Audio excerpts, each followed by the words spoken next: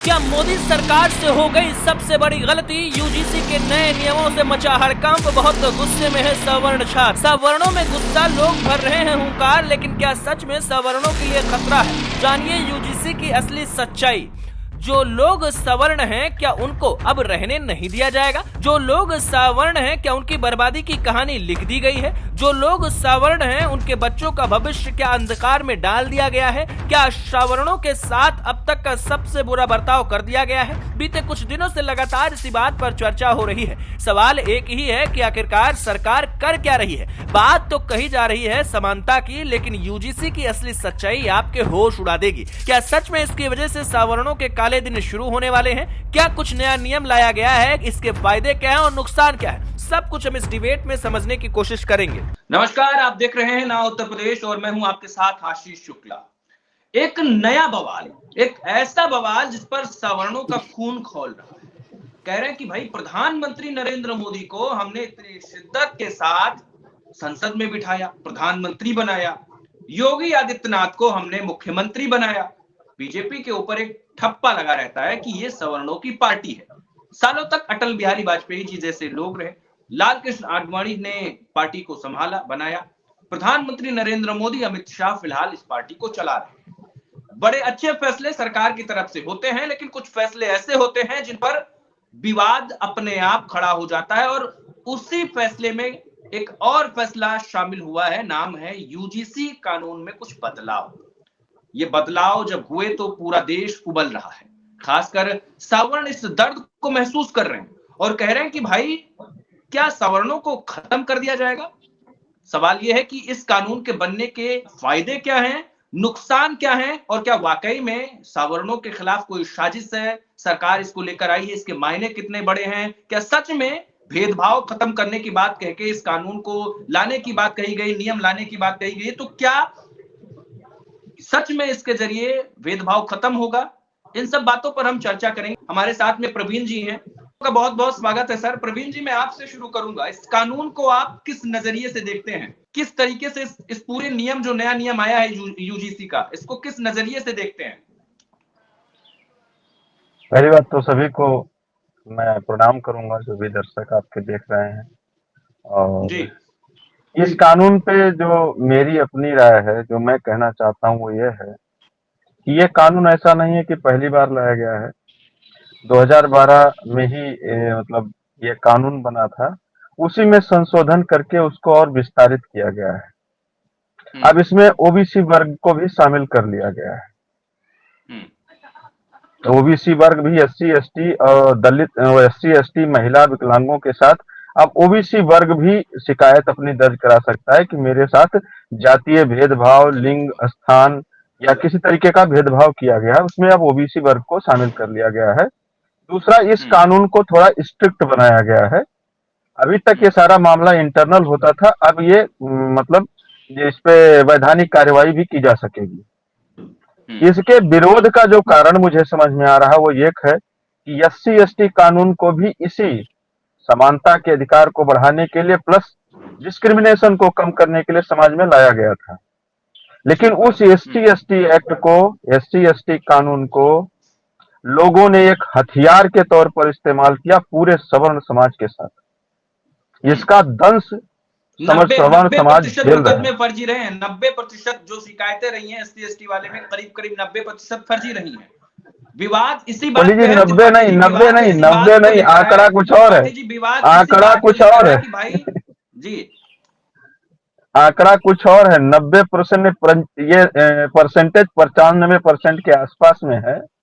तो इसके विरोध का जो मूल कारण है वो एससी एसटी कानून से निकल के आ रहा है, क्योंकि सवर्ण समाज ने एससी एसटी कानून के दुष्परिणाम और उसका जो प्रभाव था उसको देख लिया है। अब वो इस तरीके का कोई भी कानून नहीं चाहता है। दूसरी बात हम इस पर ये कहना चाहते हैं कि हमारे यशस्वी प्रधानमंत्री जो हमेशा एक भारत श्रेष्ठ भारत की बात करते हैं, क्या ये देश को जोड़ने का तरीका है? क्या यही तरीका है देश में एकता, अखंडता कायम रखने का? ये तो नहीं होना चाहिए ना। अगर आप वास्तव में दो तीन चीजें पहले क्या था, जो एक मैं अपने दर्शकों को बता दूं कि जो मेन विवाद है वो किस बात को लेकर शुरू हुआ है, ठीक है। मोटा मोटा अगर यूजीसी में आपको बताऊं तो अब एक ऐसा पैनल हर यूनिवर्सिटी कॉलेज में होगा जो कि ओबीसी, एससी एसटी, जनजातीय और महिलाओं और दिव्यांगों से जुड़े कई सारी चीजों को देखेगा। मान लीजिए कोई सवर्ण छात्र किसी के साथ कुछ भी भेदभाव करता है, नहीं भी भेदभाव करता है, अप्रत्यक्ष रूप से भी अगर ऐसी बातें पता चलती हैं कि भाई आपने गलत किया, तो भी उसकी शिकायत की जा सकेगी। और सबसे बड़ी बात इसमें जो मिली, वो जो सबसे बड़ी बात है वो ये है कि पहले क्या था कि जो झूठी शिकायतें होती थी, मिलती थी, उनके ऊपर कार्रवाई हो जाती थी कि भाई आपने झूठी शिकायतें की। लेकिन अब ये चीज जो है खत्म कर दिया गया। तिवारी जी, सवर्णों में किस बात को लेकर गुस्सा है, किस बात को लेकर नाराजगी है? सवर्णों की नाराजगी इस मुद्दे पर जायज है, और सबसे बड़ी नाराजगी इस बात को लेकर है कि जैसे एससी एसटी का दुरुपयोग हुआ, आम जनमानस के लिए हुआ, उसमें लोग जेल गए, उन्होंने पैसा अपना नुकसान किया, तरह तरह की यातनाएं झेली। वो सामान्य आम जनमानस थे, उन्होंने झेल लिया, बाहर आ गए। लेकिन यहाँ बात हो रही है छात्रों की। ठीक बात। छात्रों के तो करियर पे प्रश्न चिन्ह लग जाएगा ना। हाँ, मतलब उनकी तो जिंदगी बर्बाद हो जाएगी टाइप का हो गया फिर तो। जिंदगी ही नहीं बर्बाद होगी, उनको समाज में एक तरीके से हे दृष्टि से देखा जाने लगेगा कि ये भेदभाव करता है, ये जो है जाति पात ऊंच नीच करता है।